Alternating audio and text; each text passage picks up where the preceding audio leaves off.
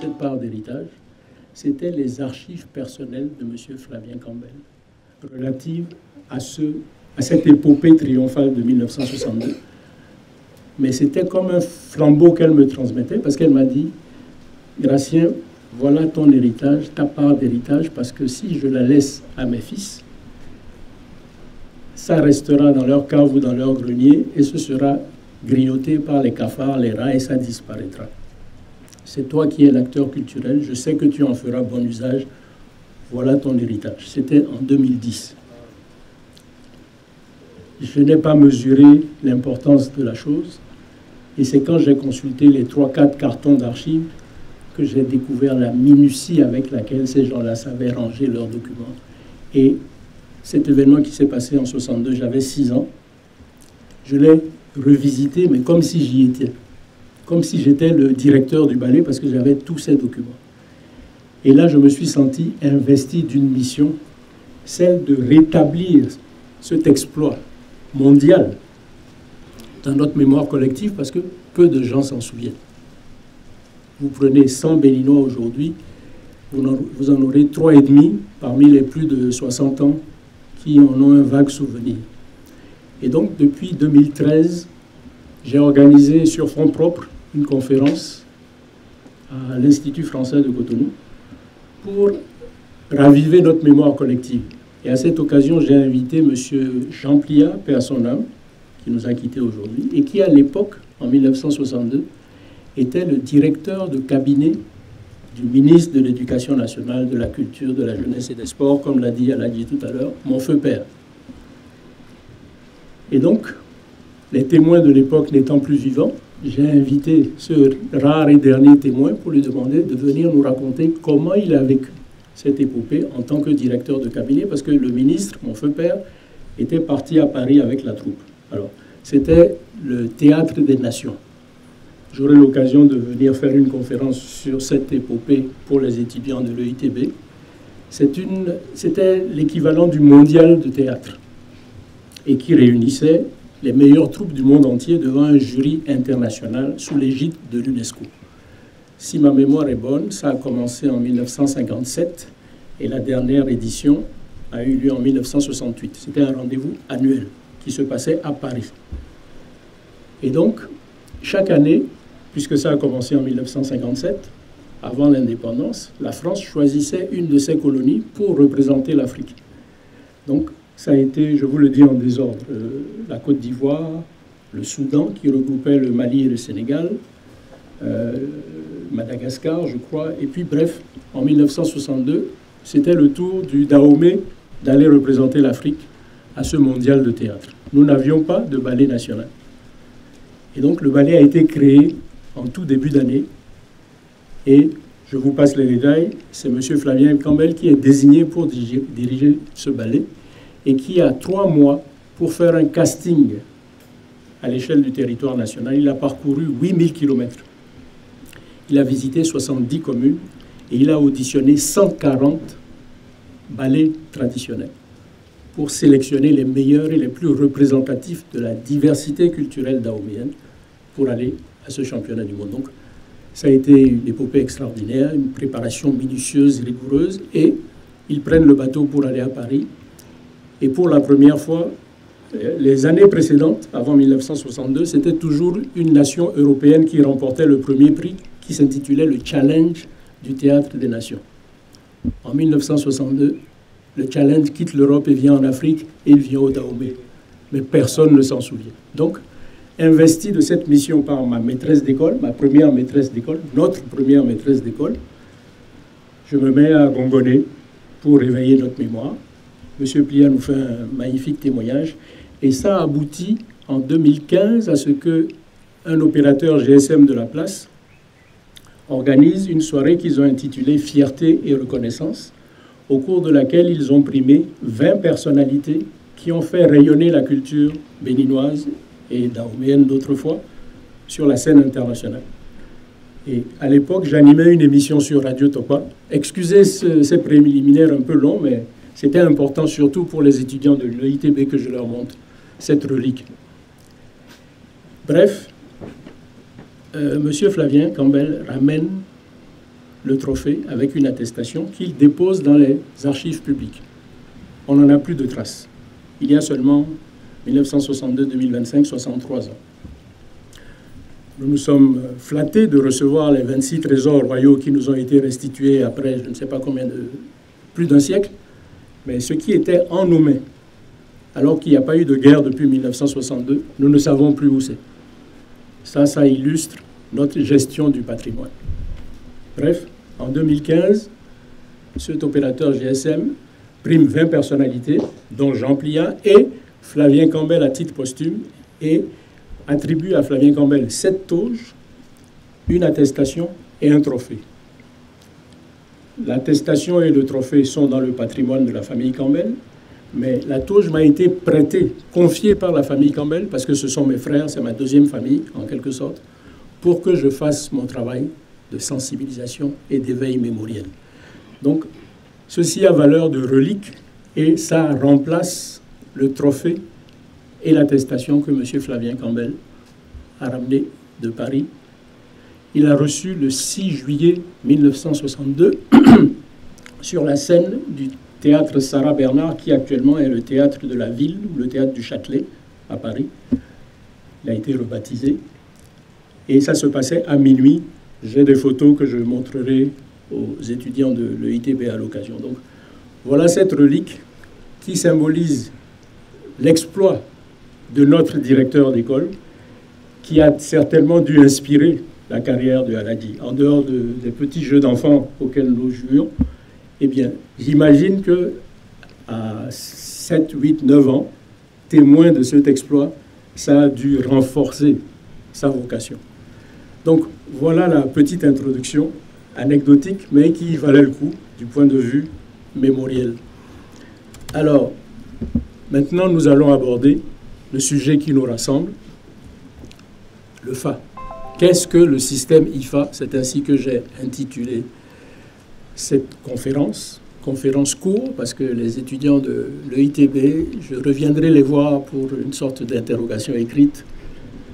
Donc, prenez des notes, jeunes gens. Alors, j'ai structuré cet exposé en 3 chapitres. Dans le premier chapitre, nous allons aborder le système tripolaire de savoir qu'est le FA. On a tendance à réduire le FA à la géomancie, parce que les premiers écrits sur le FA ont été écrits par des colons. On sait que le FA, ce n'était que la géomancie. Je vous expliquerai en quoi la géomancie n'est qu'une des 6 disciplines du système holistique de savoir qu'est le FA.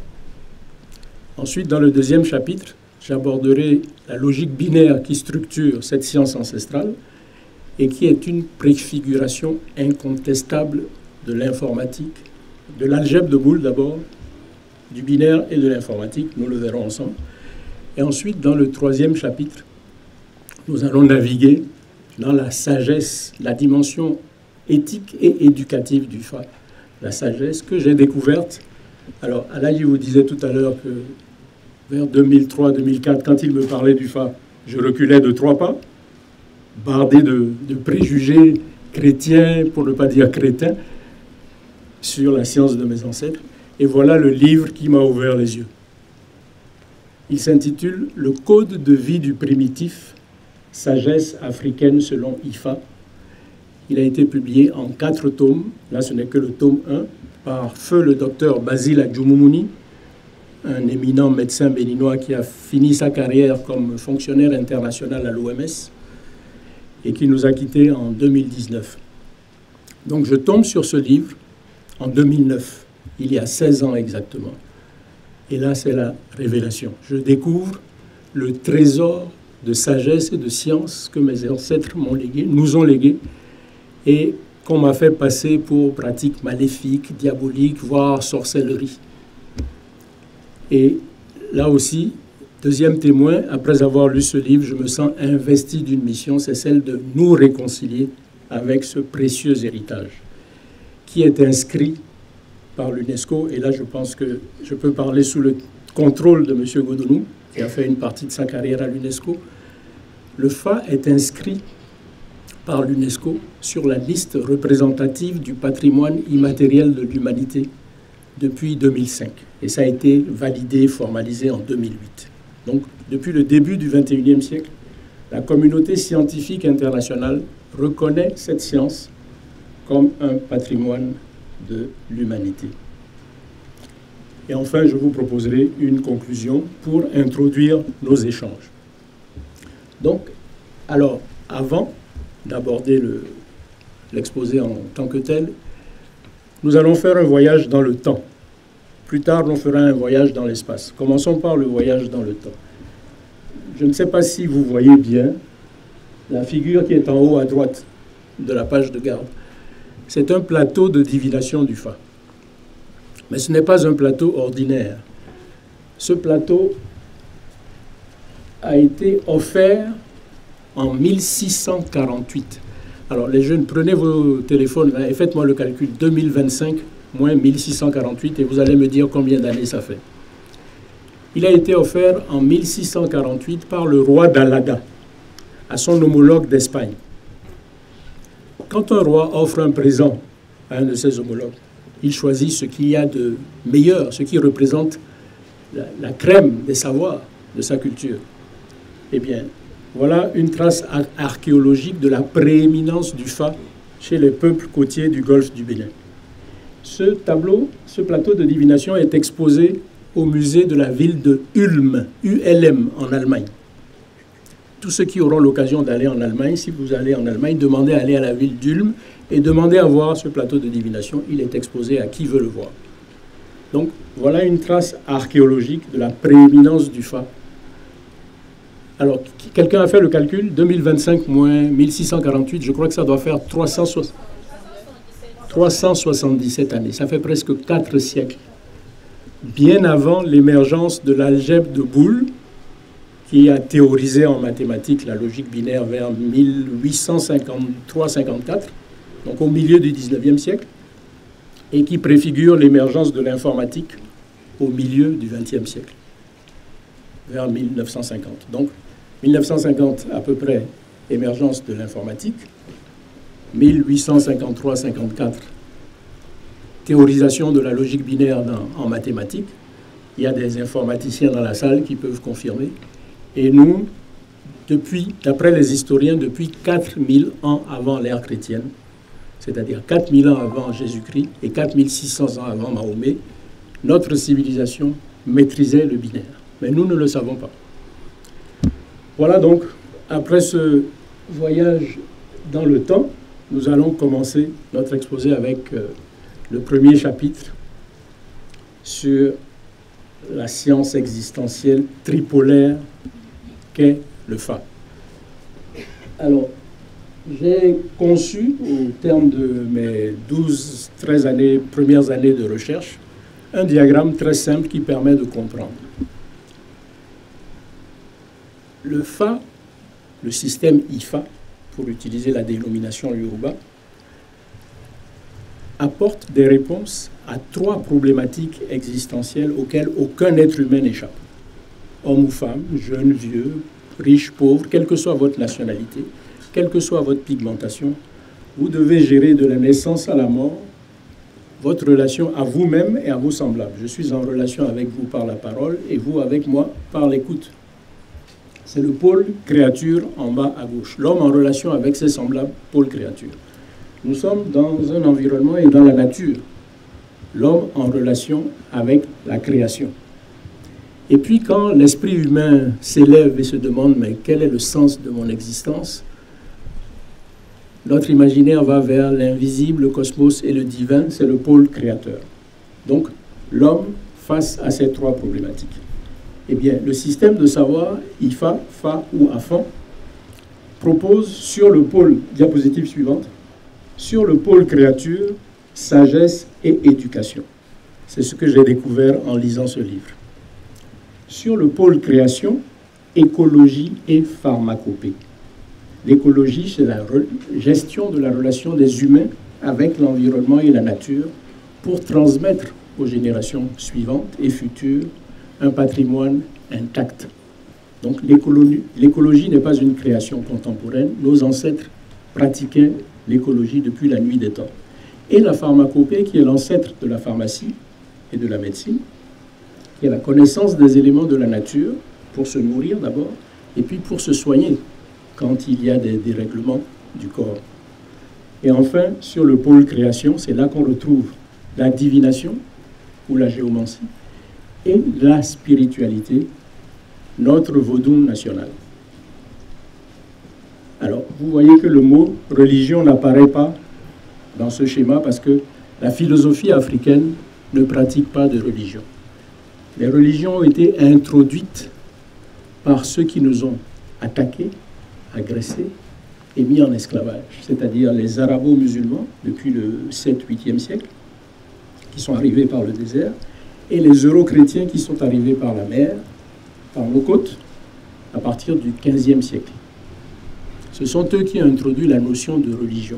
Mais l'Afrique ne connaît et ne pratique pas de religion. L'Afrique pratique la spiritualité. Et promenez-vous dans tous les pays de l'Afrique noire, c'est la spiritualité.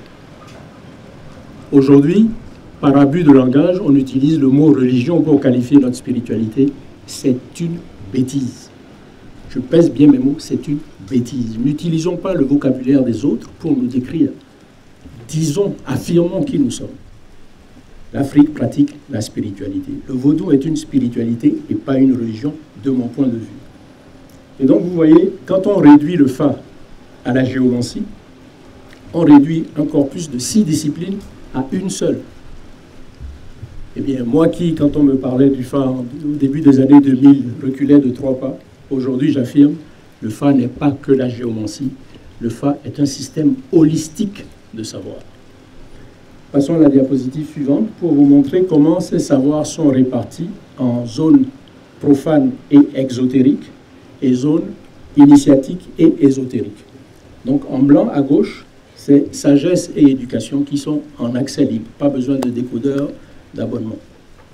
Mais pour aller aux autres savoirs, il faut aller à l'initiation, parce que des savoirs qui peuvent générer la vie comme la mort, on ne les met pas dans les mains de n'importe qui.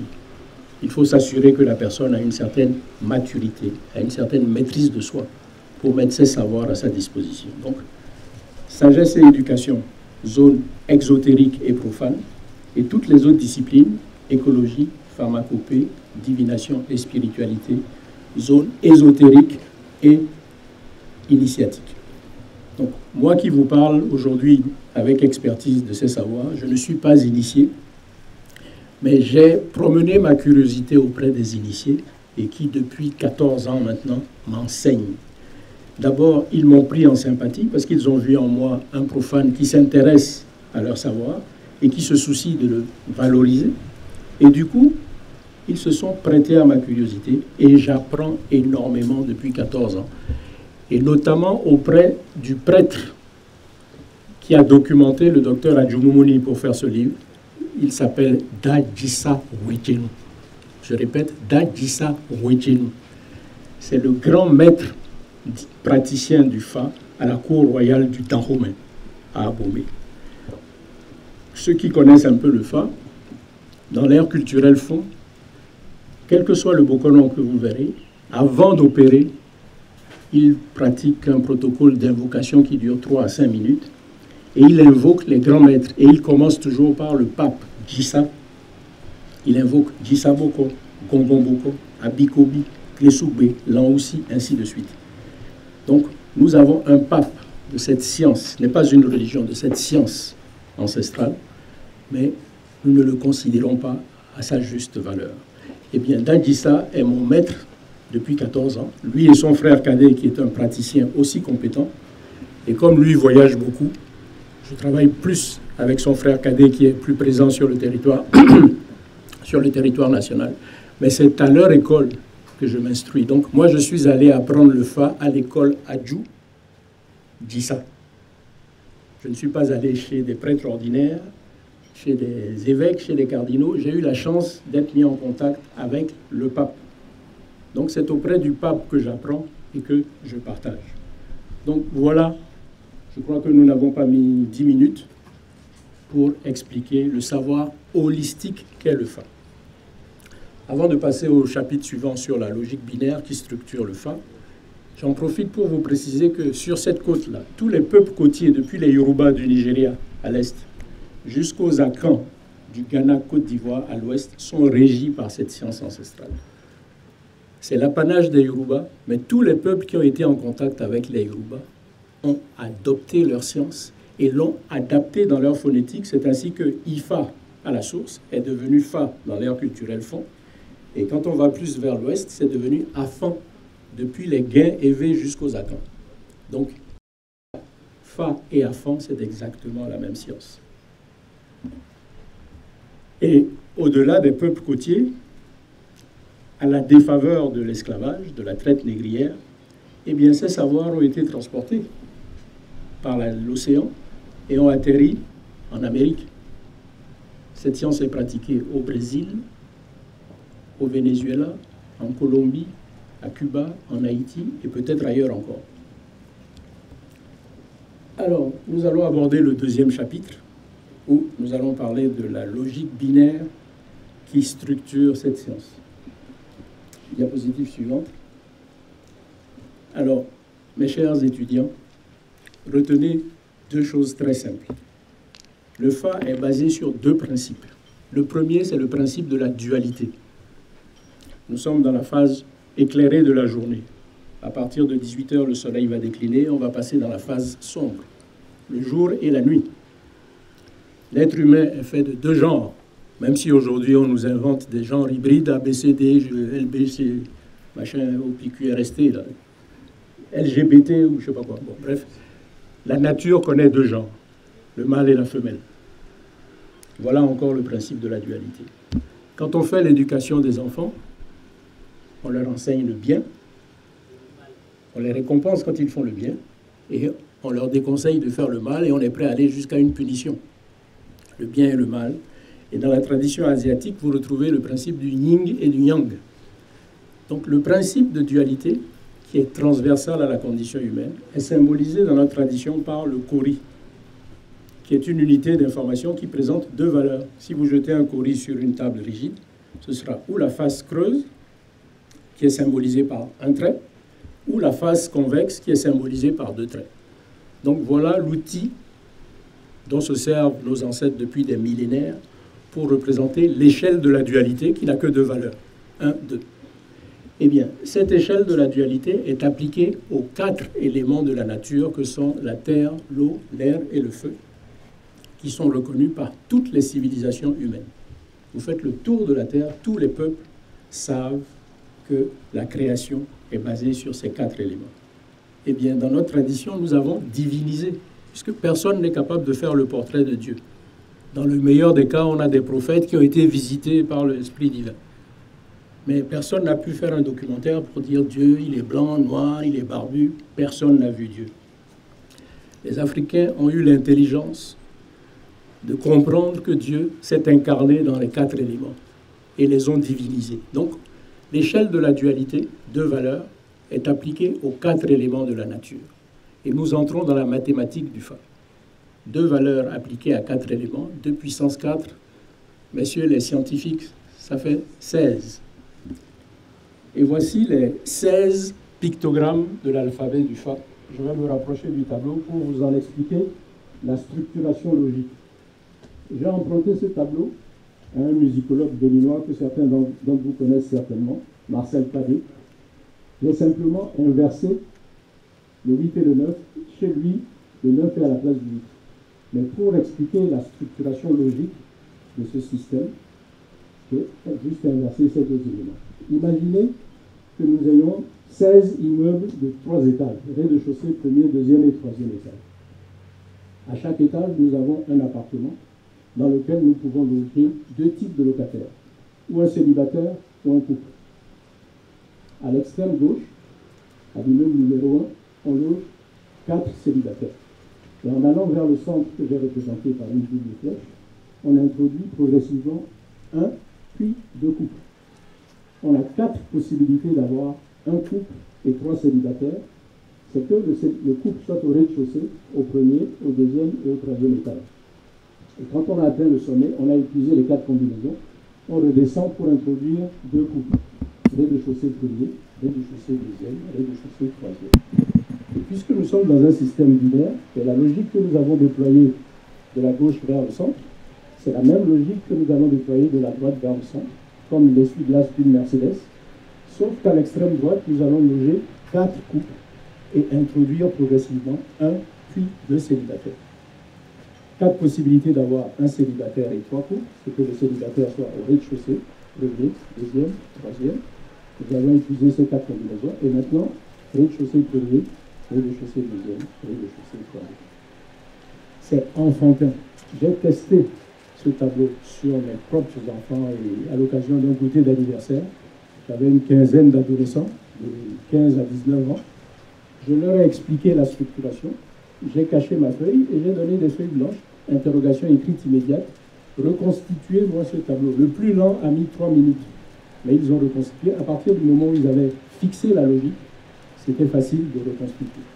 Donc voilà les 16 pictogrammes de l'alphabet du Fa de nos ancêtres, et qui est une préfiguration du code booléen. Je sais qu'il y a un de mes amis dans la salle, Léopold, qui est informaticien. Léopold, si je dis des bêtises, tu m'interromps. Jusque-là, c'est bon, je peux continuer? Bon. Alors, ces 16 pictogrammes sont structurés d'une certaine manière et ont des dénominations précises. Diapositive suivante. Et là, nous allons faire un voyage dans l'espace. Tout à l'heure, au début, nous avons fait un voyage dans le temps. Nous sommes remontés 377 ans en arrière. Maintenant, nous allons partir en Corée du Sud. En attendant, je vous montre comment sont dénommés ces 16 pictogrammes. Alors, au début de mes recherches, j'avais du mal à mémoriser. Alors que j'ai appris l'alphabet français qui comporte 26 lettres. Et un beau matin, je me suis dit, un cerveau qui a mémorisé 26 peut mémoriser 16, il restera encore 10 cases de vide. Et c'est enfantin. J'étais en train de me raser un matin, et là, excusez-moi d'être un peu trivial, je me suis dit, espèce d'idiot, tu as appris l'alphabet des Blancs et tu peux réciter A, B, C, D jusqu'à Z, et tu ne peux pas apprendre l'alphabet de tes ancêtres, mais apprends 4 par 4. J'avais trouvé la clé. J'ai commencé, B, Yaku, Olidi, B, Yaku, Olidi. Je me suis dit, mais ça y est, c'est retenu. Bon, j'attaque les 4 suivants. B, Yaku, Olidi, le Sauvin, Abla. Bon, B, Yaku, bref. 30 minutes après, j'avais mémorisé le 7. Et aujourd'hui, je suis fier de les citer, comme vous tous, A, B, C, D jusqu'à Z. Et je suis sûr qu'il n'y en a pas beaucoup qui peuvent réciter B, Yaku, Olidi, le Sauvin, Abla, Aplan, Bouddha, Sa, Ka, Toupin, Lete, Poula, Tchè, Fou. Me suis-je trompé? Ça mérite une malta. Alors, maintenant nous allons voyager. En 1960, l'année où Aladi et moi nous entrions au CI, la Corée du Sud et le Dahomey étaient au même niveau de développement d'après les Coréens, d'après les économistes. Regardez comment est structuré le drapeau de la Corée du Sud. Ce sont des trigrammes, des séries de 1 et 2. Vous voyez, ici vous avez 3 fois le trait simple. C'est l'équivalent de B, 4 fois le trait simple. Donc là où ils utilisent des trigrammes, nous utilisons des quadrigrammes. Donc 2 puissance 3 égale 8. Ils ont 8 trigrammes, nous avons 16 quadrigrammes. Et regardez la structuration. C'est l'équivalent de B. Ici, 3 fois le trait double. C'est l'équivalent de Yaku. Ici, trait double en haut et en bas, trait simple au milieu, trait double en haut et en bas, trait simple au milieu. C'est l'équivalent. Et ainsi de suite. Trait simple en haut et en bas, trait double au milieu. Donc, ces gens ont eu, et le Taijitu, c'est le symbole de la dualité. C'est l'équivalent de notre Kori.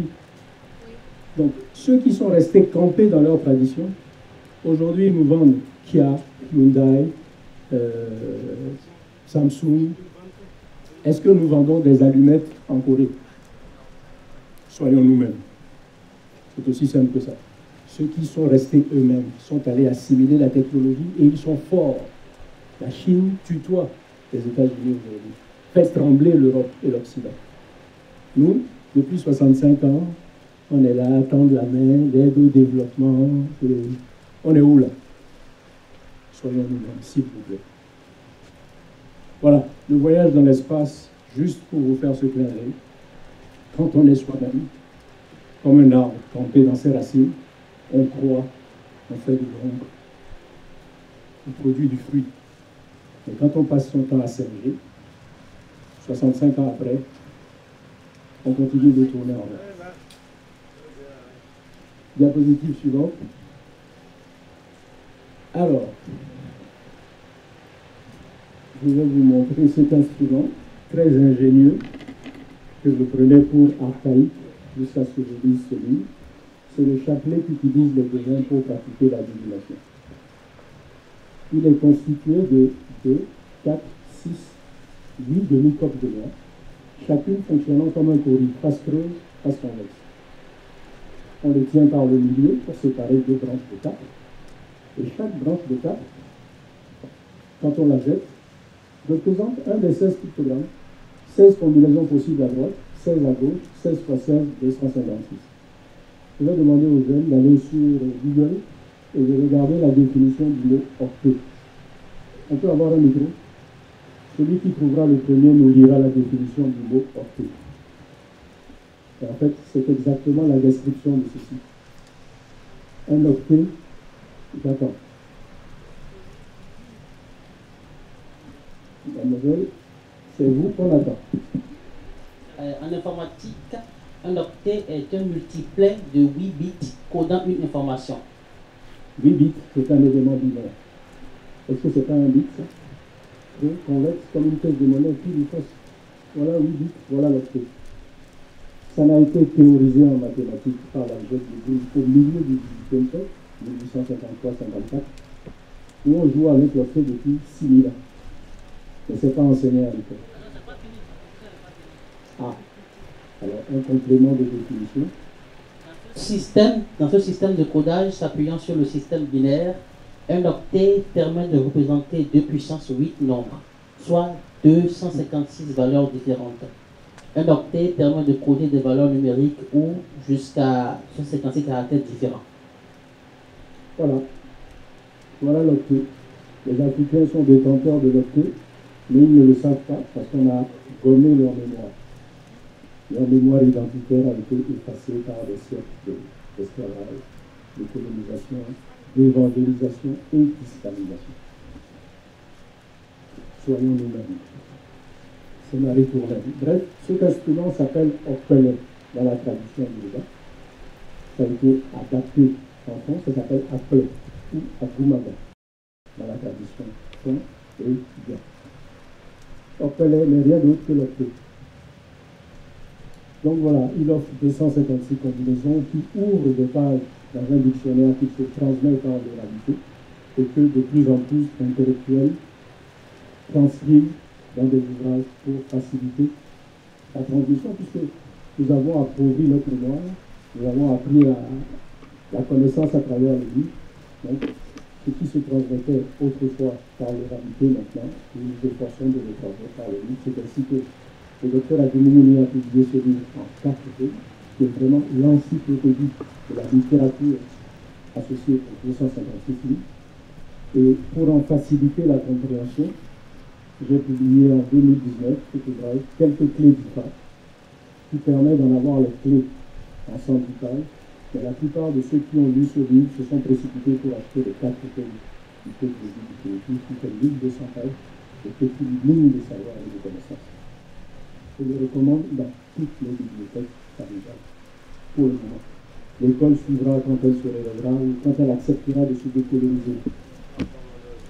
Mais en attendant que l'école se décolonise, moi, je saisis ces occasions pour transmettre de la connaissance sur nous-mêmes. Quand est-ce que ce sera dans notre programme scolaire? Je sais que M. Dedenou disait dans la leçon inaugurale que les chefs d'État africains à l'Union africaine considèrent que la culture, c'est sans intérêt, c'est un frein au développement, c'est ce que vous nous disiez. Aujourd'hui, au XXIe siècle, les dirigeants africains considèrent que leur culture est un frein au développement. Il suffit de regarder le plateau de la Corée du Sud pour comprendre qu'ils sont à l'ouest. Mais C'est le système éducatif dans lequel ils sont passés, le moule dans lequel ils sont passés, qui les a formatés de la sorte, et qui fait que pour eux, tout ce qui est tradition africaine est archaïque. Et nous avons des trésors. Le binaire est dans notre tradition. Donc, il est temps qu'on revienne à ces valeurs ancestrales. Diapositive suivante. Alors, nous allons commencer. Le troisième chapitre va être une navigation dans la sagesse. Et nous allons faire une première incursion dans la sagesse par approche numérologique. Aujourd'hui, nous sommes le 13 février, le 13e jour du deuxième mois. Si on prend le binôme jour-mois, 13-2, dans le système hexadécimal binaire du Fa, ça correspond à l'été, Yeku. L'été, c'est le 13e pictogramme, Yeku, c'est le deuxième. Et voici la sagesse de l'été Yeku. Depuis 16 ans que j'étudie le Fa, à partir de 2011, il y a 14 ans, j'ai décidé d'illustrer les enseignements de ces légendes du Fa par des poèmes pour faciliter la transmission de leur message éthique. Et l'année dernière, fin 2023 exactement, j'ai achevé de produire les 256 poèmes, ce qui me permet aujourd'hui, quelle que soit la date, de vous trouver l'équivalent. Et voilà la sagesse de l'Éternité. La honte et le ridicule sont causés par la couardise, quand la vaillance et le courage sûrement valorisent. Aux voix de l'invisible, évitons de rester insensibles. Être orienté par divination, prémonition ou intuition, et prendre prudemment de salutaires dispositions, cela permet de survivre en évitant les agressions. C'est pourquoi dans la tradition africaine, par exemple, les rois d'Abomey, à partir du roi Agadja, qui a institutionnalisé le Fa à la cour, aucune décision importante ne se prenait sans faire le sondage cosmique. Raison pour laquelle j'ai intitulé le spectacle que j'ai écrit et produit pour vulgariser en milieu scolaire, je l'ai intitulé « Notre boussole ancestrale ». C'est vraiment une boussole. C'est un outil d'aide à la prise de décision. Donc les grandes décisions dans nos royaumes se faisaient assister par, non pas un sondage IFOP, mais un sondage cosmique. On consultait le scanner cosmique pour s'orienter. Et maintenant, nous allons aborder, diapositive suivante, le troisième et dernier chapitre dans lequel nous allons naviguer dans cette sagesse. Alors, j'ai choisi de vous proposer des illustrations poétiques sur 4 thématiques significatives. La première, c'est l'éthique familiale. La deuxième, le savoir-être. La troisième, l'éthique du leadership et de la gouvernance.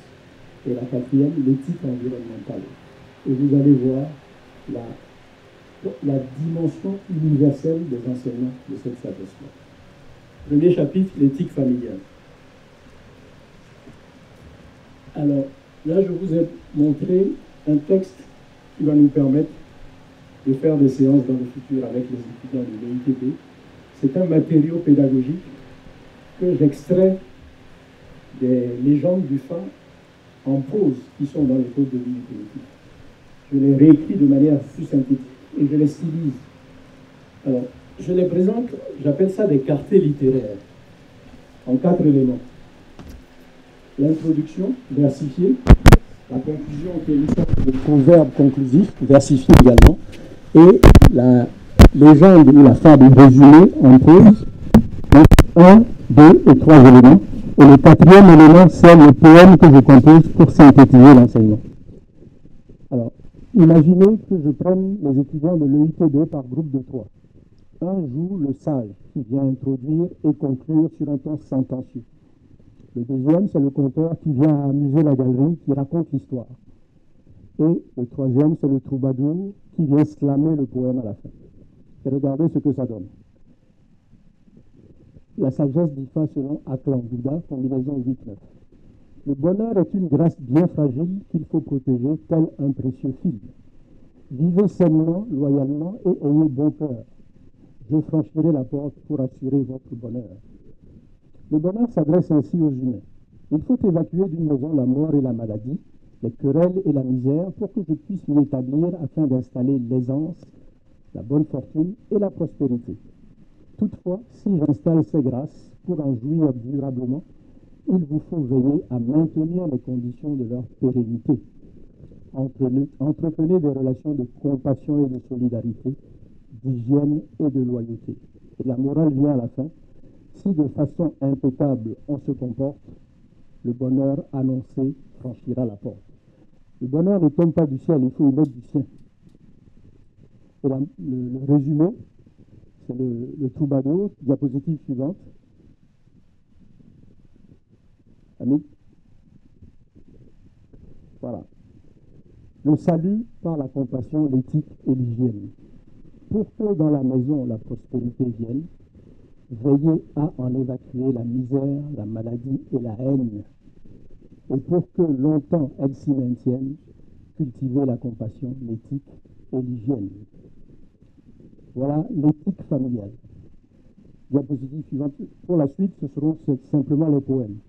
Mais ça, les quartiers littéraires, nous allons faire des séances avec les étudiants de l'EITB pour les jouer sous forme de scénettes et vous verrez l'impact que vous aurez avec cela si vous faites des interventions, des prestations en milieu scolaire. Compassion conjugale, là c'est l'éthique du couple. Sagesse de Abla Aklan. La dualité de notre condition tenant de la femelle et du mâle, le Créateur a voulu que par l'union, le couple mixte l'incarne de façon idéale. Dieu nous a fait distincts et complémentaires, et c'est là où se trouve la mère qu'il a campé le père. Et la morale vient à la fin. À quoi bon dominer l'autre, notre si précieux partenaire, en lui infligeant nos névroses pour le soumettre à l'enfer? Ne gagne-t-on pas à se traiter avec douceur et estime solidaire? Auriez-vous imaginé le FA enseigner la relation de compassion entre conjoints? On dit que les Africains sont machos. Ah non, si les Africains reviennent à leurs racines, voilà qui ils sont. Continuons avec l'éthique de l'homme dans le couple. Donc on a vu l'éthique de la famille, l'éthique du couple. Maintenant c'est l'éthique de l'homme dans le couple. Mais mesdames, votre tour arrive. Messieurs, séduction ou raison? Te sais-tu en redoutable péril quand pour plaire à tout prix tu fais le viril? Sous l'emprise aveuglante du désir, le mal n'oublie-t-il pas souvent de réfléchir? Vous avez vu l'éclat de rire, ça nous parle, n'est-ce pas? Bon, mesdames, votre tour arrive. Nous, la maladie, c'est la braguette, vous, c'est la bouche. Les disant sous conscience, quand se plaît à recouler incessamment la femelle du pigeon, est-ce pour médire ou pour fixer ses devoirs dans sa conscience? N'est-ce pas sur la mère que repose la paix et la joie de la maison? Toute femme doit le savoir, se le dire, se le répéter et s'exercer à la patience. Donc, le FA vous demande de vous tempérer et de ne pas aller raconter toutes les misères dehors parce que vous allez susciter des influences négatives qui vont déstabiliser votre foyer. Et un dernier renseignement sur l'éthique familiale, avertissement aux éducateurs.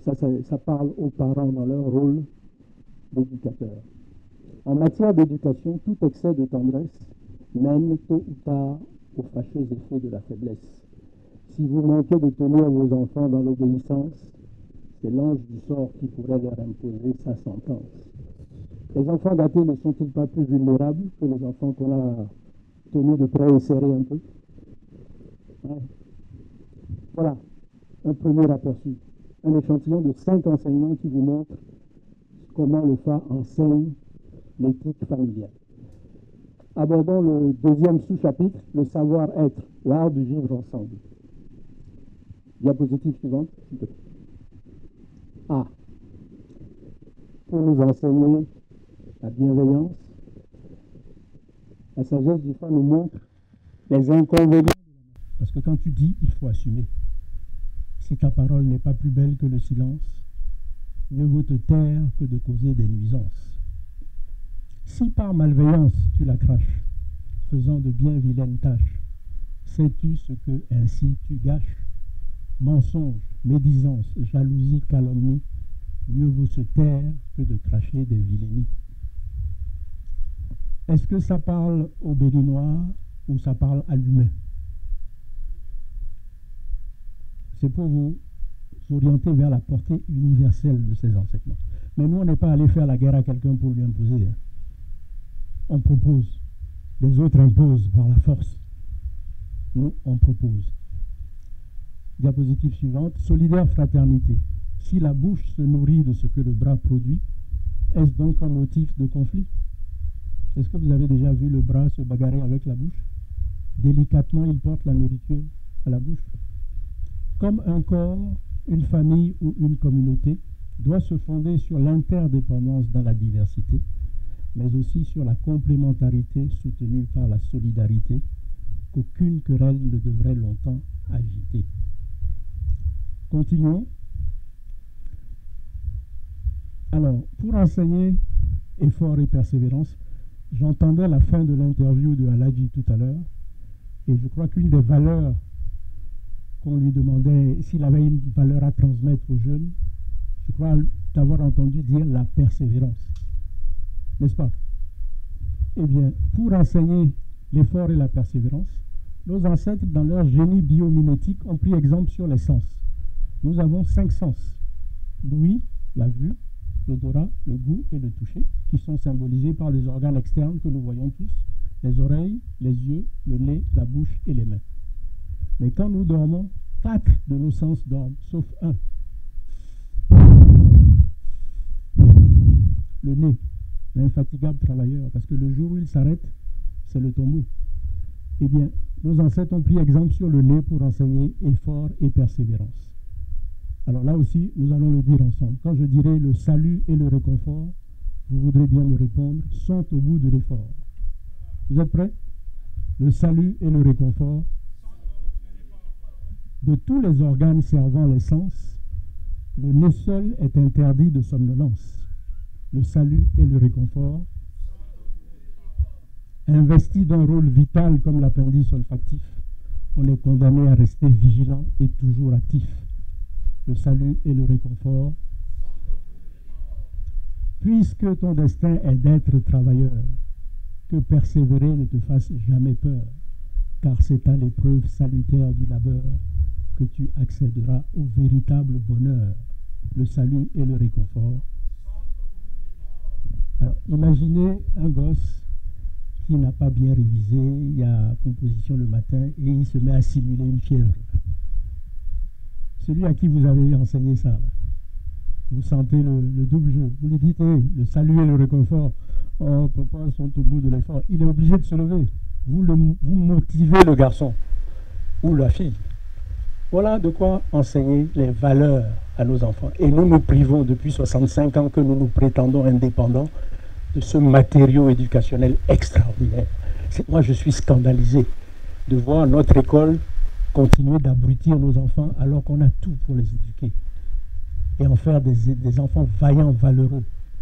Bon, en tout cas, c'est là hein, à votre disposition. Quand vous serez prêts, moi je suis déjà prêt. Et nous allons aborder le troisième sous-thème, le leadership et la gouvernance. Diapositive suivante. Alors, vous voyez, toujours dans la biomimétique, on est près de l'océan. Vous voyez en cas de tsunami ce que l'océan est capable de faire. Et puis à d'autres moments, il vient nous caresser les orteils. Donc, entre violence et douceur, ce sont les deux exemples contrastés que nos ancêtres ont pris pour enseigner humilité, vertu des puissants. L'océan, fort de sa toute-puissance et de son impressionnante immensité, qui virevolte, gronde, déferle avec violence pour venir s'incliner à tes pieds avec humilité, te prouve qu'en dépit de ton insignifiance, il respecte en toi une part de divinité. Quelle que soit ta force, agis pour la paix avec tempérance. Humain, femme ou homme, qui que tu sois, avec conscience, pratique l'équité. Donc on recommande aux leaders d'être humbles, justes et de pratiquer l'équité. On devrait faire un stage de phare aux gens avant de les installer, n'est-ce pas? Je n'ai pas dit nom de quelqu'un. Bon, diapositive suivante. Combattre la discorde. Il n'a vraiment pas son pareil. Le bon roi averti qui, vigilant, veille sur la cohésion des amis et des familles, afin que discorde et maladie ne les éparpillent. Le roi, le leader, est un rassembleur. Diapositive suivante.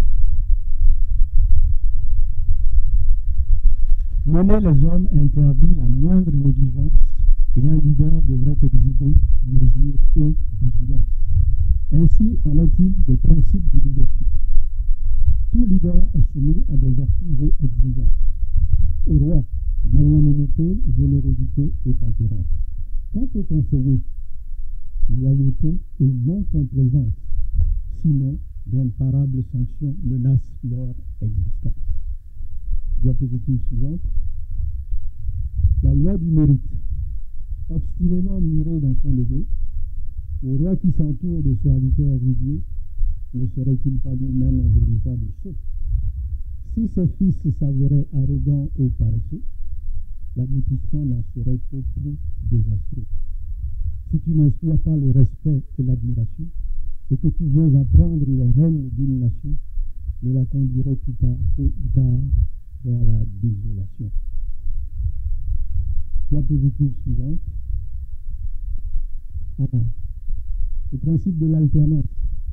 Auriez-vous imaginé la tradition africaine parlant d'alternance? Eh bien oui.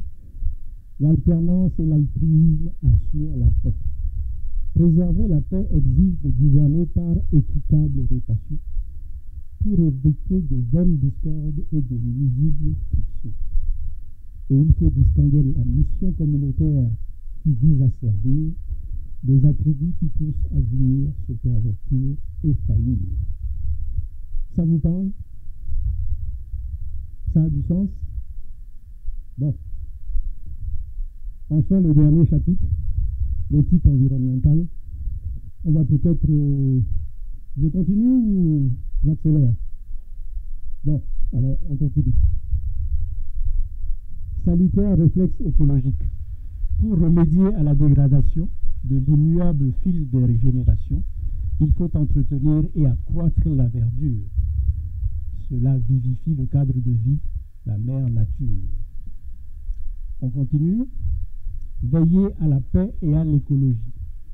L'interdépendance entre les créatures, de même qu'entre les hommes et la nature, impose de veiller à l'harmonie de l'environnement et d'honorer les rendez-vous du destin individuellement.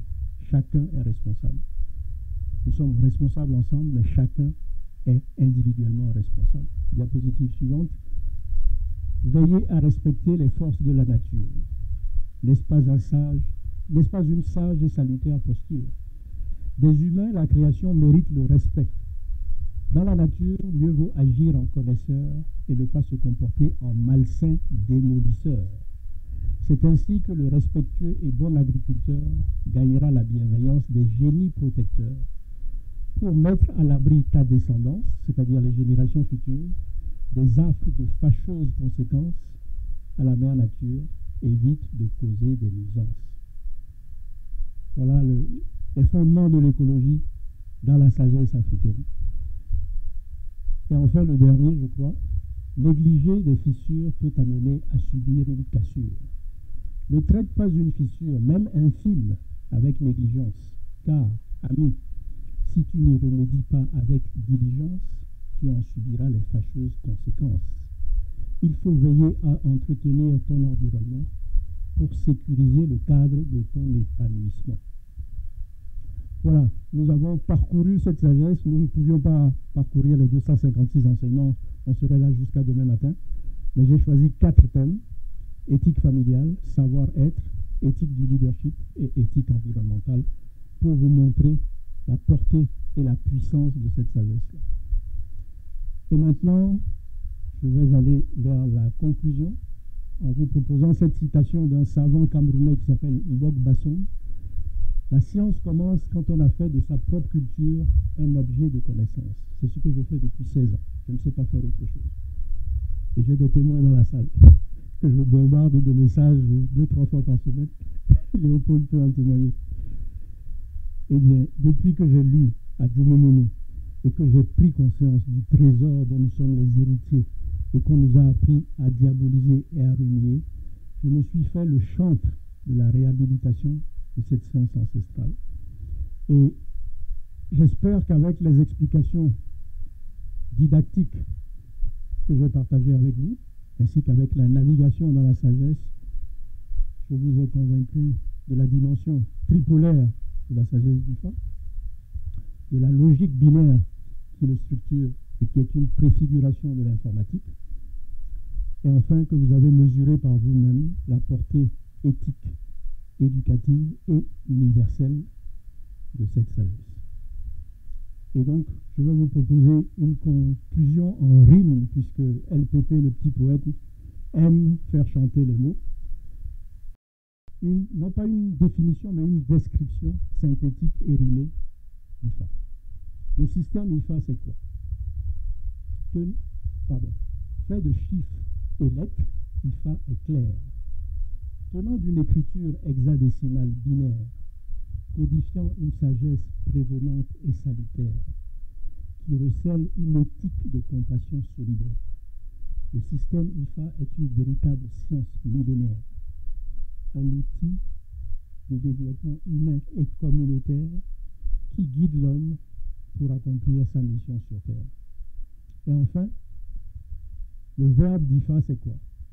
Ce qui fait la force et la beauté de cette immuable parole de vérité, c'est que pour faire de toi, de moi, de nous, les sages, elle propose d'éloquentes et édifiantes images. Un octet d'allégorie guide notre discernement pour conjurer les écueils à notre accomplissement. Je vous remercie pour votre attention.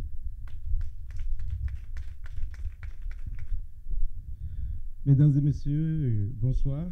Nous voici à la fin de l'exposition. Et je pense que j'ai toujours pris du plaisir à écouter M. Aramenou à chaque fois que j'ai l'occasion de l'avoir en face de moi.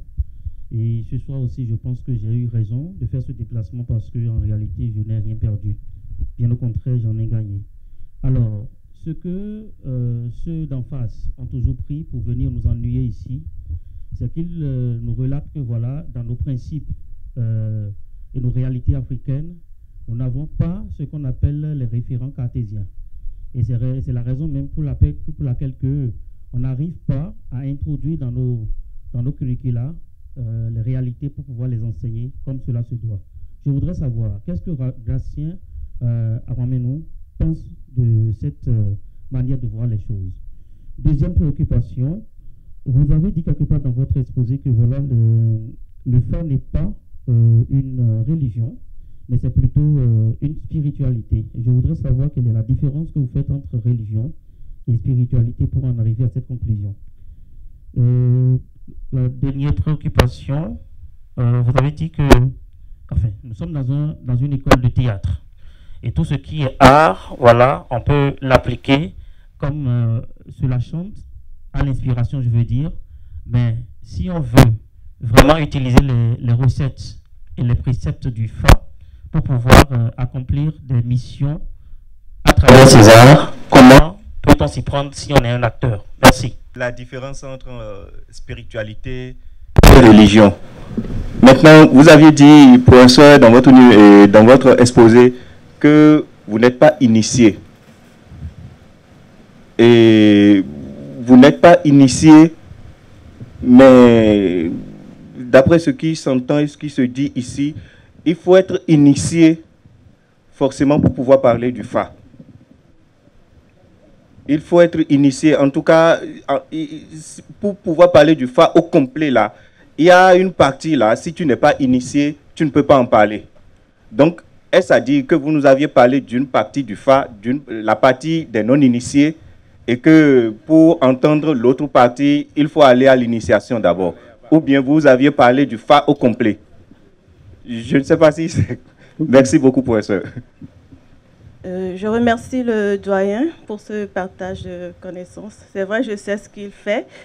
Ça fait très longtemps que je n'ai pas eu l'occasion de l'écouter et ce soir, j'ai été nourrie. Je vous remercie. Ma première préoccupation concerne l'aspect divinatoire du Fa. Chez nous, bon, je rejoins un peu ce dont mon prédécesseur a parlé. On est plus dans cette démarche d'initiation pour se connaître, voilà, pour avoir une certaine guidance par rapport à notre vie. Ailleurs, les gens utilisaient ces connaissances-là pour se développer. C'est vrai que quand on se connaît, on peut se développer. Mais si on ne sait pas jusqu'où on peut se développer, on peut être limité. Est-ce que ma préoccupation, c'est de savoir comment est-ce que nous, aujourd'hui, vous pensez qu'on peut utiliser cette connaissance-là dans tous les domaines pour évoluer, que ce soit dans le domaine de l'informatique ou autre. Parce qu'on a l'impression que certaines connaissances, certaines innovations sont réservées aux autres et que nous devons rester de simples consommateurs, comme si le génie appartient aux autres et que nous, on doit suivre, alors que le génie est parti de chez nous. On comprend là où la chaîne a été rompue. Alors, ma préoccupation, c'est comment est-ce qu'on peut faire aujourd'hui pour retrouver cette connexion-là véritable, au-delà de l'aspect divinatoire, pour vraiment développer nos sociétés. Ma deuxième préoccupation rejoint toujours l'aspect initiation. Est-ce qu'on peut véritablement parler du FA sans parler d'initiation? Quelle est la place de l'initiation par rapport au développement que vous avez fait? Est-ce que nous, aujourd'hui, d'après les connaissances qu'on a reçues, c'est vrai que quand on touche après, parce que chez nous, on parle de prêtre, de phare et tout. Je t'écoute. Oui, allez-y. Je demandais simplement qu'on repositionne une diapositive qui me permettra de te répondre. D'accord. Alors, on parle de prêtre, de phare. Bon, il y a beaucoup de choses quand on échange avec les initiés par rapport à cette pratique. On a l'impression qu'il y a certaines choses qui nous sont interdites tant qu'on n'a pas franchi certains pas. Alors, j'aimerais que vous nous en parliez un peu plus parce que nous, dans notre pratique artistique, on a tendance à aborder cela. Pour moi, ma part, par exemple, mon travail est basé sur la relation entre l'homme et le cosmos. J'ai développé tellement de choses qui ont été traduites naturellement. C'est récemment que j'ai commencé à vraiment m'intéresser au FA, à fouiller, à lire. Et je me suis rendu compte que j'ai parlé de beaucoup de choses dont le FA parle. Donc, en fait, je n'invente rien. C'est vrai que peut-être j'ai été guidée à transmettre certaines choses dans mon art, mais je me rends compte que cela existait et si je peux aller puiser davantage, je pourrais partager plus. Mais comment faire sans être obligé d'être initié? Parce que l'initiation, on va plus loin. Être initié simplement au phare, ça ne s'arrête pas juste... à l'initiation, parce qu'après, on va vous parler de divinité, de tout ça. Donc, est-ce qu'on peut juste rester à l'initiation? Est-ce qu'on est obligé de franchir ce pas-là et ensuite s'harmoniser avec tout ce qu'il y a autour? Merci. Alors, nous sommes dans une situation un peu délicate. À partir de 1894, la conquête du Dahomey par la France, le Bokonon, qui était plus que le premier ministre, c'était le premier conseiller du roi. Tous les matins, le roi consultait le Fa pour savoir sous quels augures se présentait sa journée. À partir de la colonisation, le numéro 2 du système institutionnel est devenu le charlatan, le sorcier. À partir de ce moment-là, les initiés ont rétréci le savoir dans le cercle fermé des initiés. Ils ont refermé le cercle pour assurer la transmission. Aujourd'hui, l'adversité est moindre. La preuve, les intellectuels écrivent sans que les initiés ne s'y opposent. Alors, vous voyez, je vous ai parlé du livre source qui m'a ouvert les yeux, le code de vie du primitif. C'est la locomotive. Ça, c'est le premier wagon. Mais regardez, il y a 4 wagons en bas. Ce sont des livres qui sont parus récemment. Le plus récent, c'est celui-ci qui est à l'extrême droite. C'est un kinésithérapeute qui a été initié et formé à la pratique divinatoire par son grand-père. Il est béninois, il vit au Cameroun, il a publié ceci, c'était le mois dernier. Le titre, Le Fa, la révélation du cachet et du destin. Il y a un Togolais, c'est celui-ci, à l'extrême droite, Émile Sosa, qui est un peu matheux sur les bords et qui a produit ce livre dans lequel il montre que la logique binaire du Fa est le socle de toutes les mathématiques modernes. Je ne peux pas vous en dire plus parce que c'est très compliqué.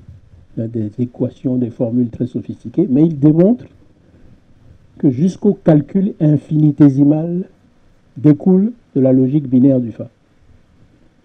Il y a un professeur de design à l'école d'architecture et de design de Lomé, Kossi Assou, qui a publié ceci en fin d'année dernière. Et là, c'est Frank Carlos, le fils de Jérôme Carlos, qui a publié ce livre. Alors ça, c'est vraiment impressionnant. Il a lu mon livre. Alors son père, Jérôme Carlos, fut mon mentor. Aujourd'hui, je suis le mentor du fils.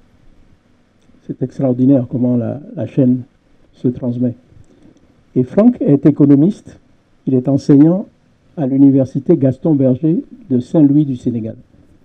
Et il m'a toujours entendu dire le Fa, c'est l'encyclopédie de la condition humaine. Je l'explique très simplement. Qui qu'on soit, quelle que soit notre préoccupation, quand on va à la consultation, c'est un de ces 256 enseignements qui nous indique la voie de sortie, le chemin du salut. Donc moi, intuitivement, je me suis dit, mais si je traduis ça par des poèmes, qu'on éduque nos enfants avec ces poèmes, nous les avons outillés pour faire face à toutes les situations de l'existence. Voilà pourquoi j'ai fait pendant 14 ans ce travail de production d'illustration poétique, à but pédagogique. Et donc Franck s'est appuyé sur cette phrase-là, le Fa, c'est l'encyclopédie de la condition humaine. Et il s'est amusé à traduire les idéogrammes du Fa. Un trait, il le représente par une hausse, 2 traits par une baisse. Donc les 8 combinaisons, il les traduit par des figures fractales. Et il s'est dit, je vais regarder les mouvements boursiers. Que ce soit le CAC 40, le Nasdaq, alors il utilise des formules un peu compliquées, mais il dit par le principe d'auto-similarité et d'auto-affinité, toutes les courbes boursières peuvent se ramener de manière synthétique à une des 256 figures fractales du Fa. À ça, je n'avais pas imaginé ce développement-là. Et il a fait sa thèse de doctorat d'État en économie le 3 février 2024, l'année dernière, avec mention Atalakou. Donc, je reprends la citation de Mbok Bassong. La science commence quand on a fait de sa culture un objet de connaissance. Venez nous rejoindre. Mettons-nous au travail. Les autres mettent en valeur leur culture. Ils font des films, des dessins animés, des spectacles, ils produisent des livres. Mais revenons à la maison, redécouvrons le trésor et nettoyons-le, dépoussiérons-le et montrons-le au monde. Donc, nous, on n'est pas des sorciers, on montre juste le chemin. Comme le colibri de la fable, chacun doit faire de sa place sa part. Moi, j'ai fait la mienne à la suite du grand maître, et puis d'autres disciples suivent. Demain, nous allons créer l'Académie des savoirs endogènes. Mais je ne serai peut-être plus vivant, mais j'aurai contribué à jeter les bases. Voilà ce à quoi je nous invite. Aucun miracle ne tombera du ciel. Les Coréens, ils sont restés attachés à leurs valeurs ancestrales, fermement. Qu'est-ce qu'ils ont pris chez les Occidentaux? La technologie. On n'adopte pas chez l'autre sa culture, on adopte la technologie. Je crois que c'est Mao Tse-tung qui a dit ça. C'est ce qui nous a manqué. On a raté le coche, on a pris la voie du développement à reculons, en singeant les autres. Donc, je nous invite à redécouvrir, à nous débarrasser de nos préjugés. Je crois que c'est Amadou Ampateba qui a dit qu'en Afrique, un vieillard qui meurt, c'est une bibliothèque qui brûle. Mais moi, j'ai fréquenté cette bibliothèque-là, l'auteur de ce livre, de 2009 à 2019. Les 10 dernières années de sa vie, j'ai été son assistant éditorial, son porte-plume. Tout ce qu'il a publié, c'est moi qui l'ai édité, orchestré.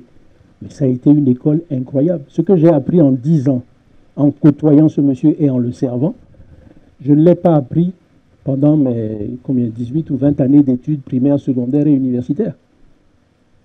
Donc, revenons à nos valeurs ancestrales. Je ne les idéalise pas, je ne dis pas qu'elles sont parfaites. Débarrassons-les de la poussière, mais il y a de l'or caché dedans. Mettons en valeur ce trésor. Donc, voilà ce que j'ai à dire. Je n'ai pas de solution miracle, mais je vous invite à venir redécouvrir, mettre en valeur, valoriser et créer des supports pour assurer la transmission. Ça, c'est fondamental. Parce que l'oralité est menacée par la technologie. Donc, utilisons les canaux technologiques, mais mettons du contenu qui nous ressemble. Alors, j'en profite pour vous informer que avec une étudiante de CMS City, il y a 2 ans, qui m'a sollicité pour être son tuteur en quelque sorte, nous avons conçu un jeu pour vulgariser la sagesse du Fa. Cette jeune fille a conçu sur mes indications suggestives. Je n'ai pas voulu lui dicter ce que j'avais en tête, je lui ai suggéré, mais elle a fait exactement ce que j'avais déjà consigné dans mon ordinateur depuis des années, dès le début de mes recherches. Elle a conçu un jeu qui va comporter un chapelet, qui ne sera pas le chapelet de divination, mais quelque chose de stylisé, un chapelet ludique. Je vous montre ici le jeu de 16 cartes que j'ai fabriqué de manière artisanale avec les 16 pictogrammes de l'alphabet du Fa. Ça, c'est mes outils pédagogiques. Et elle m'a demandé de lui donner, puisque à l'époque, il y a 2 ans, je n'avais pas fini les 256 poèmes, j'étais à peu près à 170, de lui en sélectionner une trentaine ou une quarantaine pour qu'elle puisse présenter son mémoire. Mais son jeu est simple. Un chapelet, un jeu de 16 cartes et un recueil des 256 poèmes à finir de LPP. Vous faites quoi? On joue à 3. Sika, tu es la Bokonon, tu jettes le chapelet. Moi, je suis le contrôleur. Avec les cartes, j'identifie l'idéogramme qui est apparu. Et je demande à Aladji, le sage, Aladji, dites-nous quelle est la sagesse de Abla Aklan. Les enfants s'amusent à apprendre l'alphabet de leurs ancêtres, à déchiffrer le chapelet et à découvrir cette sagesse. On les éduque en s'amusant. Voilà les choses qu'il faut faire. Il ne faut pas aller... On m'a suggéré d'aller faire une thèse en anthropologie à l'université d'Abomey-Calavi. Je vais avoir 69 ans demain. À mon âge, je vais dire, je suis docteur, Marion Picu doré. Non, moi, ce qui m'intéresse, c'est impacter les générations futures. Ce jeu-là, c'est ma thèse. C'est l'aboutissement de 16 années de travail. Et quand ça va commencer à circuler et que les enfants vont commencer à s'amuser avec, les étudiants de l'EITB à leurs heures de loisirs vont s'amuser à jouer au Bokonon, vous allez voir l'impact.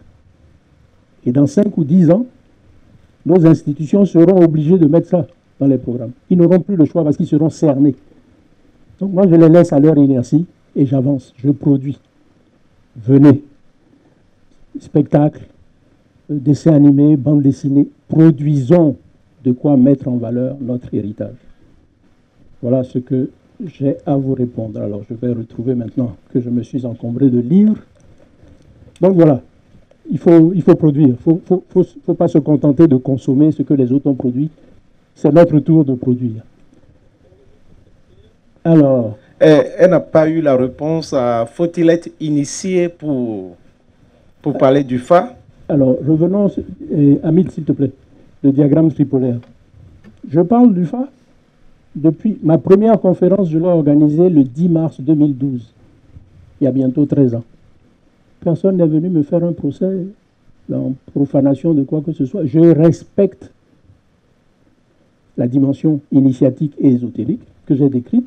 Les zones grisées, c'est l'apanage des initiés. Il faut aller à l'initiation pour maîtriser ça. Mais moi, je décris le système et après, maintenant, je me suis spécialisé dans la dimension éducative et sapientiale, la sagesse. Et ça, on n'a pas besoin d'être initié. Et pour décrire le système, on n'a pas besoin d'être initié puisque je ne trahis rien. Je décris.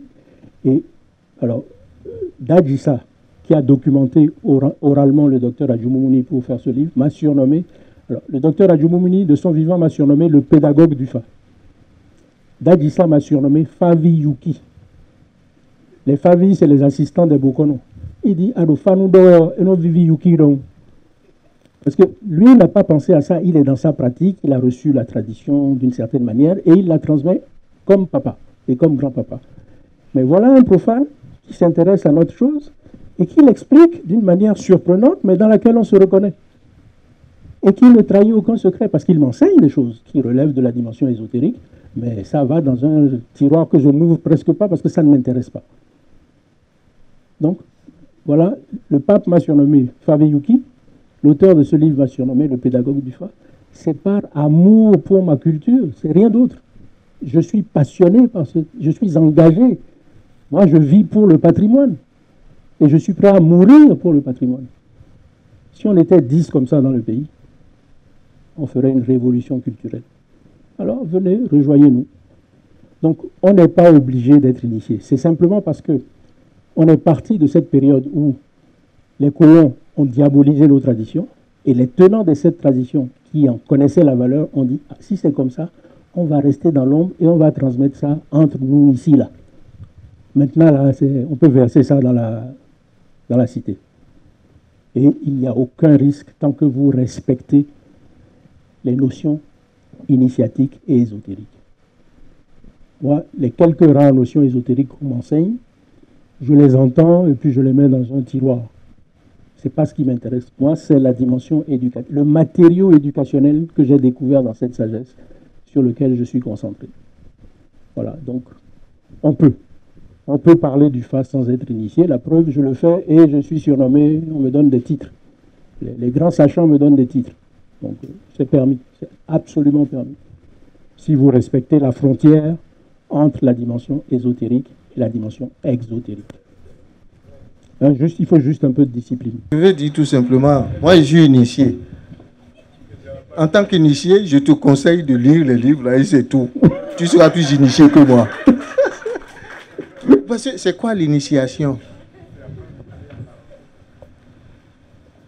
C'est pas pour rien que chez nous on dit et nos pauvres ifa. Est-ce que c'est pas quand on est vieux qu'on va prendre son fa?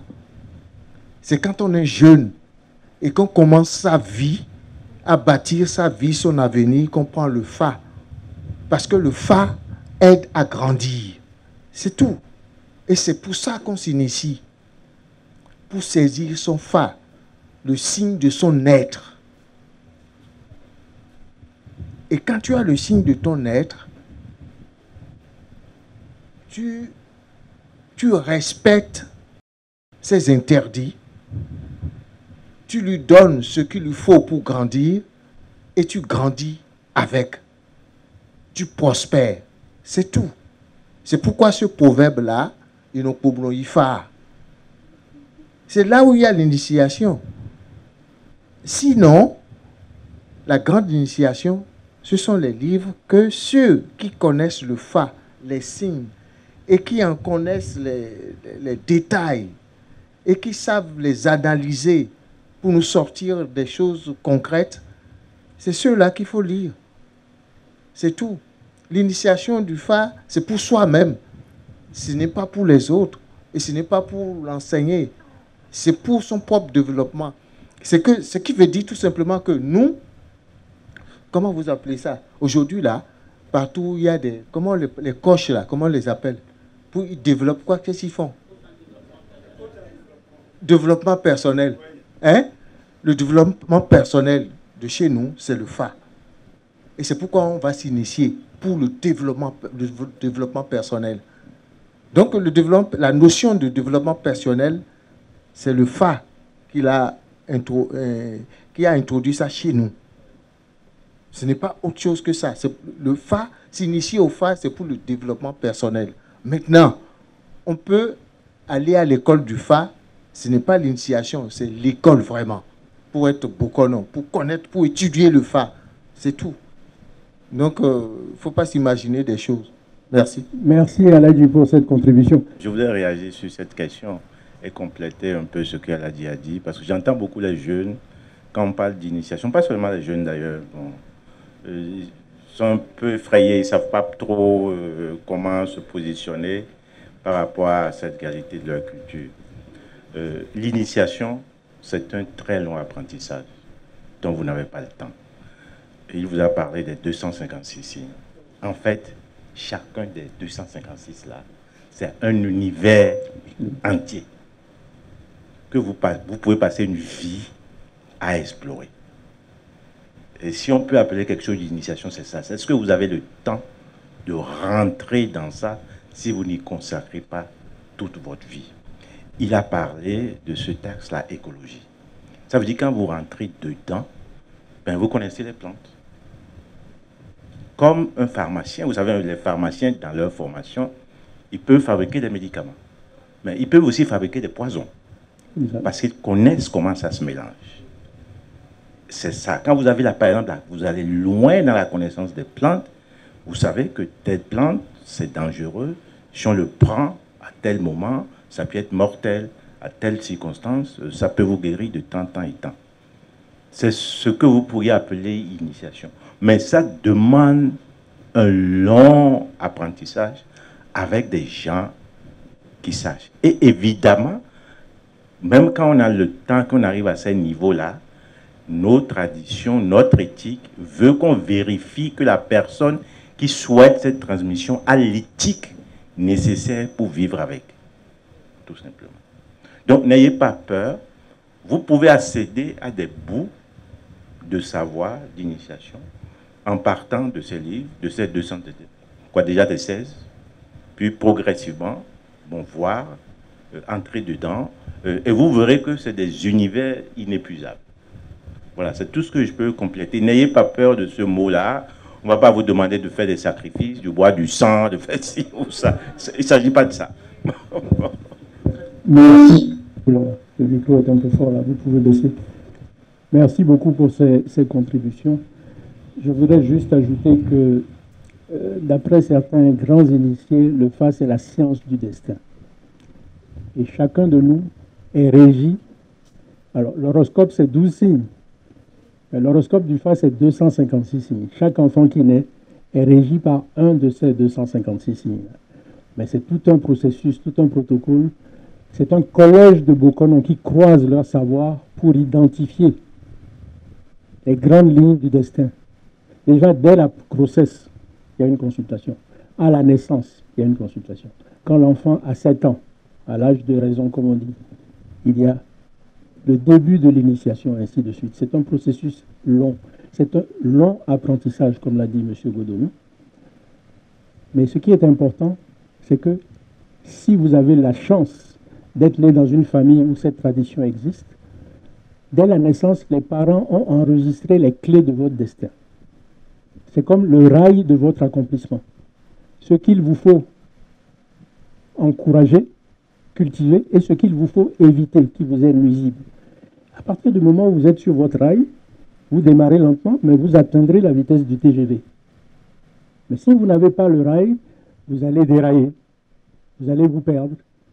Donc, la science du destin permet à chacun de connaître les grandes lignes de sa destinée, sa zone d'épanouissement, sa zone de toxicité, et permet aussi d'identifier l'ancêtre tutélaire qui a, on a tendance à dire la réincarnation. Ce n'est pas tout à fait la réincarnation, c'est plutôt l'ancêtre qui a parrainé votre gestation dans le ventre de votre mère. Le Fa permet de l'identifier. Et quand les Bokonon ont fait le profil de ce personnage, on le soumet aux plus anciens de la famille. Est-ce qu'il n'y a pas un grand-père, un arrière-grand-oncle qui correspond? Ah, mais c'est oncle François, colérique comme lui, il n'y a pas deux. On sait que c'est François qui a parrainé. Donc c'est le parrain spirituel de cet enfant.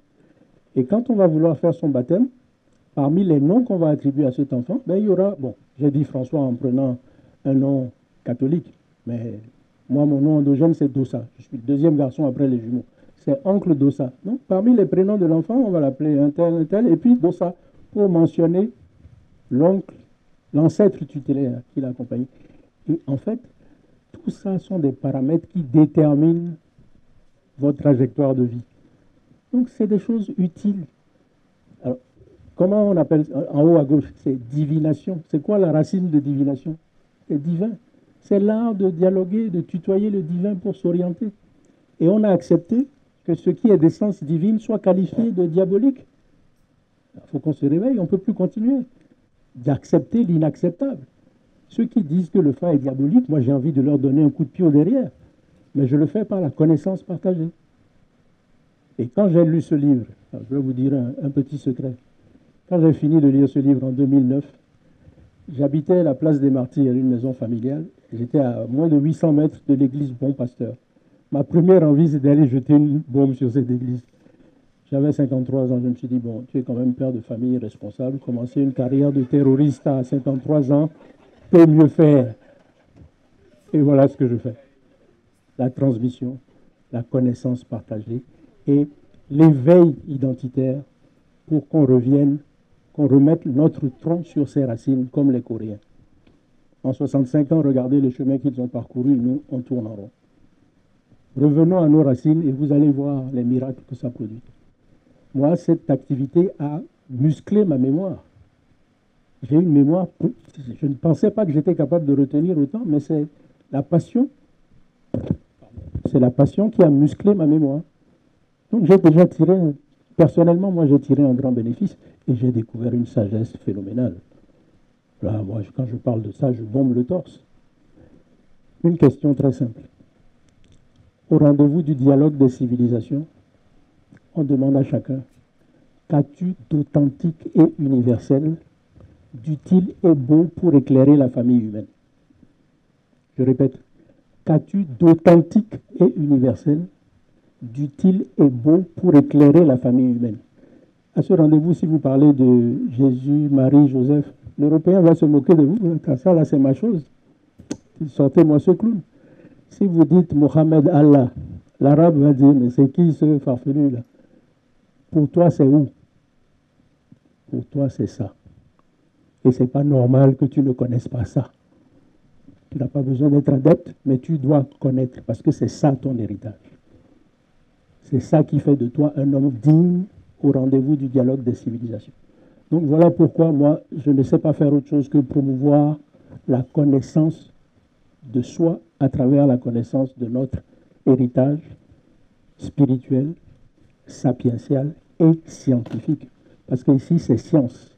Et quelqu'un tout à l'heure me demandait la différence entre religion et spiritualité. La spiritualité élève l'homme et le rend responsable et autonome. La religion, c'est des clubs pour aller cotiser et enrichir les chefs. Sur la base de dogmes. Je vais vous raconter une anecdote personnelle. J'avais 14 ans, j'étais en France, j'entrais en 4e. J'avais fait ma 6e à 5e, j'ai fini mes sacrements, communion privée, solennelle et confirmation. Et j'avais passé un deal avec ma mère pour qu'à partir de la 4e, je puisse choisir mes activités parascolaires. Et moi, je voulais faire dessin et football, parce que j'étais plutôt doué au foot. Je remplis et j'emmène le document à la rentrée à ma mère pour qu'elle signe. Elle enlève dessin, elle met instruction religieuse. Je dis, mais maman, c'est quoi ça? Tu me trahis, c'est pas ce qu'on avait dit. Tu feras. J'ai dit, bon, est-ce que je peux poser une question? Et son regard me disait, fais attention à ce que tu vas dire. Mais j'ai osé. J'ai dit, bon, maman, en sciences nat, j'ai regardé le programme, on a 4 heures de sciences nat par semaine. On me dit que l'être humain se reproduit par l'accouplement du mâle et de la femelle. Ça, pendant 4 heures, c'est ça qu'on me dit. Et puis, pendant 1 heure par semaine, il y a un type en soutane, un homme qui porte une robe, là. Déjà, je trouve ça douteux. Je ne sais pas ce que je lui ai dit. Bref, il y a un monsieur qui me dit que, il y a un monsieur là, lui, sa mère l'a mise au monde sans qu'un homme ne la touche. Qu'est-ce que je dois croire? Ça ou ça? Elle m'a envoyé paître. Voilà, c'est la dimension dogmatique. Et moi, à 14 ans, j'avais divorcé avec le christianisme. Et quelle est cette religion où on ne t'explique pas, on t'impose, quand tu poses des questions, on ne te répond pas? Moi, à 14 ans, j'étais déjà fâché avec cette affaire-là. Donc, mon esprit était réceptif. Voilà pourquoi j'ai pu tomber sur des lectures comme celle-ci, qui m'ont ouvert l'esprit et qui m'ont ramené à la maison. Donc, la religion, je respecte ceux qui pratiquent des religions, mais personnellement, ça fait 25 ans que je ne vais plus à l'église que par convenance sociale. Mariage, baptême, j'y vais, mais de moi-même me lever pour aller là-bas, je préfère faire ce que je fais là. Ça me paraît beaucoup plus utile. Voilà. Religion et spiritualité, c'est deux mots qu'on entend et qu'on entendra souvent, surtout avec la dynamique dans laquelle nous sommes.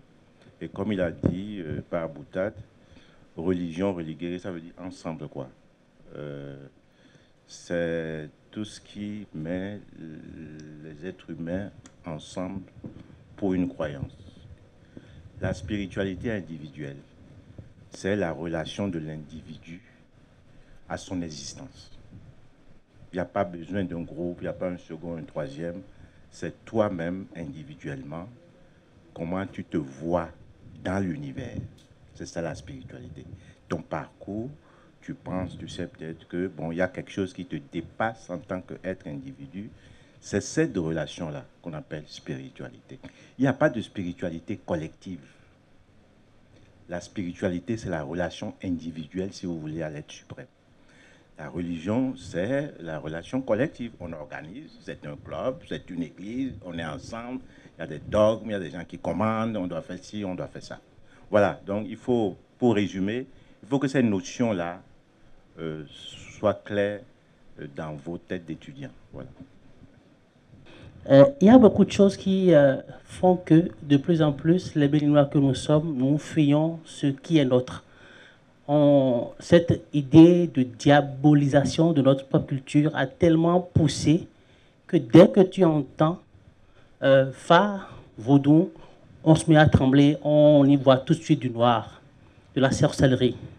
Et pendant longtemps, je n'ai pas souvent eu les arguments, mais dans mes échanges avec beaucoup de personnes, il m'est revenu tout le temps que lorsqu'une personne maîtrise ton signe du Fa, ou les auspices sous lesquels tu es venu au monde, la personne peut te nuire. Lorsqu'une personne a fait le parcours initiatique avec toi et qu'elle maîtrise tes fondements, elle peut dérouter ton destin. Est-ce que ces affirmations sont vraies ou bien sont-elles fausses? Ces affirmations, à mon avis, relèvent de cette tendance acharnée à diaboliser nos traditions. Si quelqu'un connaît ton code bancaire, le code de ta carte de crédit, il peut te nuire. Il peut aller te la subtiliser, aller au distributeur et puis la remettre à sa place. Connaître ton signe du Fa, c'est comme un code spirituel. Mais pourquoi prêter de la malveillance au premier venu qui connaîtrait ton signe? Moi, je poserais la question suivante. Si la personne est chrétienne, je lui demanderais, sais-tu que c'est un pape qui a institutionnalisé l'esclavage des Noirs? La bulle pontificale Romanus Pontifex du pape Nicolas V, 8 janvier 1454.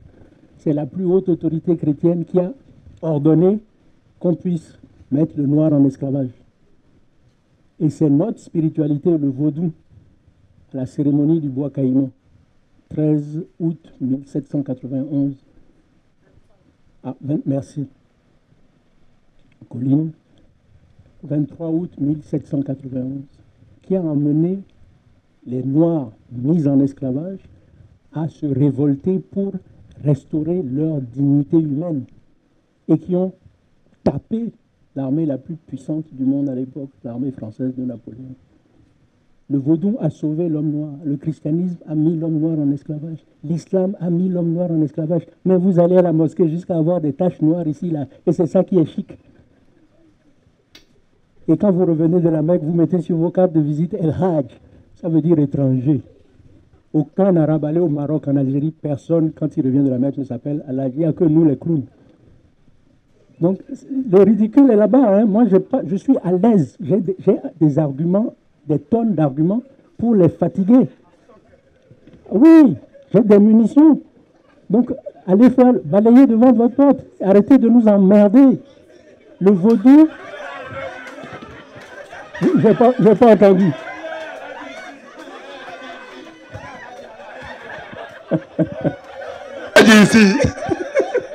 Bon, bref, c'est facile de diaboliser les traditions endogènes, mais c'est encore plus facile, c'est un jeu d'enfant documenté historiquement, que de démontrer la barbarie des religions qu'on nous a importées et imposées dans la violence. Ils ne sont pas venus nous proposer, ils sont venus nous imposer. La mort ou l'islam? La mort ou le christianisme? Ah, tu veux vivre, non? J'ai dit que les arabo-berbères là ont été plus dangereux. Les arabo-musulmans. Musulmans plutôt. Ont été plus dangereux que les Européens. Parce que la colonisation de ces gens-là a fait table rase de leur culture. Les Maliens, c'est les Maliens qui sont les plus victimes. Aujourd'hui, il ne reste plus rien de leur culture endogène, rien du tout. Il ne reste que l'islam. Le Sénégal aussi a bien subi. Hein. Oui, bon, le Sénégal, le Tchad. Mais au Tchad, il reste des îlots d'animisme. On appelle ça animisme. Mais les Arabes, ah non, c'est des sanguinaires. Ils ont été très sanguinaires. Il y a un monsieur qui s'appelle Cheikh Tidjane, j'ai oublié son nom. J'ai le livre chez moi, je l'ai lu. Je vais vous le passer. C'est les Arabes. La colonisation française, à côté de la colonisation arabe, c'est vraiment, oui, c'est vraiment, sincèrement, c'est fait de tuerie. Il n'y a pas. C'est dit qu'on vous voit avec on va voir avec des signes ou d'idolâtrie là. En même temps, vous êtes tué. Il n'y a pas de discussion. Donc, on ne peut même pas comparer les deux colonisations. Mais ceci dit, tu as insulté les Aladi.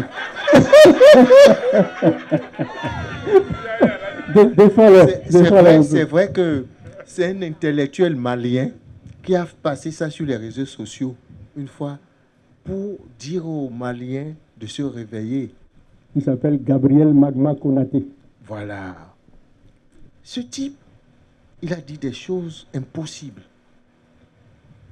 Du coup, tu te dis que les Maliens, ils devraient vraiment faire une école nouvelle là-bas pour enseigner aux jeunes, parce que les vieux même ne savent pas, pour enseigner les cultures, parce que ça n'existe même plus, ça a disparu. C'est ça qu'il essaie d'expliquer à travers son message. Ah, je crois que tu parles plutôt de Doumbi Fakoli. Oui. Doumbi Fakoli. Il s'appelle comment? Doumbi Fakoli. Il est décédé récemment. Voilà. Donc, franchement, à côté de ces gens-là, nous sommes heureux. Vraiment. Merci Aladji pour cette contribution. Enfin bref, c'est pour vous dire que on a des choses à leur reprocher. Ces fameuses religions importées là. Et c'est documenté. On a des choses à leur reprocher. Et ce qu'ils nous reprochent et qui leur permet de nous diaboliser, mais c'est de l'enfantillage à côté de leur barbarie. Des horreurs qu'ils ont infligées à notre peuple. À la place de ça, qui nous aurait représenté, qu'est-ce qu'on a fait? Vert, jaune, rouge, comme le maître. La devise nationale française. Liberté, égalité, fraternité. 3 mots. La devise nationale du Bénin. 3 mots, mais notre intelligence est là. Hein. Si le ridicule tuait, on serait tous cadavérés. Oui. Parce qu'on n'a aucun... Et le dernier, c'est l'armée. Bon. Bref, je vous laisse juger. Gatien. Oui. J'ai suivi une émission à grande écoute, exactement 13 mois avant la fin du président de la Guinée-Conakry. Avant son coup d'État, 13 mois avant son coup d'État, il était à une émission où il tirait à boulet rouge sur la France. Et Ouattara était assis. Et Ouattara lui fait signe, il dit, écoute, on est en direct. Il dit, hein? Il dit, on est en direct. Il dit, je m'en fous. On l'a enlevé 13 mois après. Mais je vais te dire que nous sommes en direct sur les réseaux sociaux. Et je te réponds, je m'en fous. Et comme disait ma grand-mère qui n'était pas très lettrée, je m'en fous Pamba. Pour dire je m'en fous pas mal. Voilà. En tout cas, nous sommes en train d'épuiser le temps qui était prévu pour cette conférence. Ah, encore une dernière question. On va essayer d'aller très vite vers une conclusion parce que, voilà, ceux qui nous filment ont des contraintes et veillons à ne pas épuiser les batteries de leurs équipements. Oui, bonsoir à tous. Merci à vous, Monsieur Gratien. Ma question, d'abord, quand vous étiez en train de faire votre exposé, vous avez dit que l'Afrique pratique la spiritualité. J'ai appris que les jumeaux sont les premiers vaudous qui sont apparus. Maintenant, j'aimerais savoir, est-ce qu'il y a un lien entre le Fa et le mystère des jumeaux? Merci. Alors, ma deuxième question, s'il vous plaît. Est-ce qu'une femme peut être prêtresse du Fa? Prêtresse. Ah oui? Alors ça, c'est une question qui a à voir avec la dimension ésotérique, où je n'ai pas d'expertise. Mais la première prêtresse du Fa que j'ai rencontrée, c'est une Autrichienne qui vient chaque année au Bénin le 10 janvier et qui a été initiée par son ex-mari cubain qui était Babalao chez lui. Elle a été initiée, mais au Bénin, je n'ai pas encore vu de femme Babalao ou Bokono. Mais pour la gestion des divinités, c'est souvent des femmes. Mais je vous avoue que je ne maîtrise pas ces aspects parce que je ne m'y intéresse pas particulièrement. La première question que vous aviez posée, c'était les jumeaux. Alors, je sais que les jumeaux font partie des divinités de la cosmogonie vaudou, qui est un des éléments du système Fa. Mais il faudrait s'adresser à des prêtres, à des praticiens pour avoir des réponses conséquentes. Je ne vais pas me hasarder à vous donner une réponse qui serait approximative. Soyons sérieux. Une dernière personne demande différence entre le Fa et le vaudou. Alors, revenons au diagramme. Le vaudou, c'est la dimension spirituelle, la spiritualité. Donc, le vaudou fait partie des 6 disciplines du système de savoir qu'est le Fa. Voilà. Donc, la spiritualité, c'est le vaudou. La divination, c'est la géomancie. Donc, le système Ifa, Fa ou Afan, englobe tous ces savoirs-là. C'est notre méconnaissance de notre tradition qui nous fait séparer le vaudou. Des gens m'ont dit, par exemple, des chrétiens bontins m'ont dit « Ah, c'est bien que tu t'intéresses au Fa, laisse le vaudou de côté. » J'ai dit « Mais vous vous trompez, le vaudou est dans le Fa. » Et quand je leur explique mon diagramme, ils se grattent la tête. Parce qu'ils réalisent que leurs appréciations sont fondées sur des préjugés et qui eux-mêmes sont fondés sur l'ignorance et la peur, qui ont été entretenus par ceux qui sont venus pour nous soumettre en nous rendant vulnérables et en nous déracinant. Donc, si on veut s'émanciper, la vraie libération, c'est de revenir à nos traditions. On ne s'en sortira pas autrement. Contrairement à ce que croient les chefs d'État parfaitement acculturés qui pensent que les traditions africaines sont un facteur de régression, ils n'ont absolument rien compris. Rien compris du tout. Il faut les ramener à la maternelle et leur enseigner peu, hippie, peu, la pi, peu. Ils ont tout faux. Mais c'est eux qui nous dirigent. Et nous dépendons d'eux. Voilà le paradoxe africain. Merci infiniment. Ça a été un plaisir pour moi de venir offrir cette conférence leçon aux étudiants de mon frère de banc. J'espère que dans 60 ans, vous serez encore... Vous allez tisser ici des liens qui vont vous garder unis jusqu'à très loin.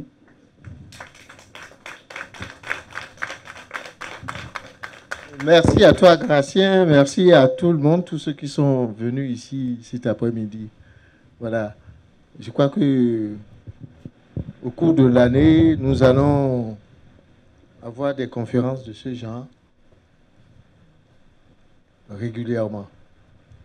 Alors, avec sa permission, cette conférence n'est que le début de ma collaboration avec le ITB, parce qu'avec mon équipe, Adebayor est peut-être déjà parti parce qu'il avait des obligations.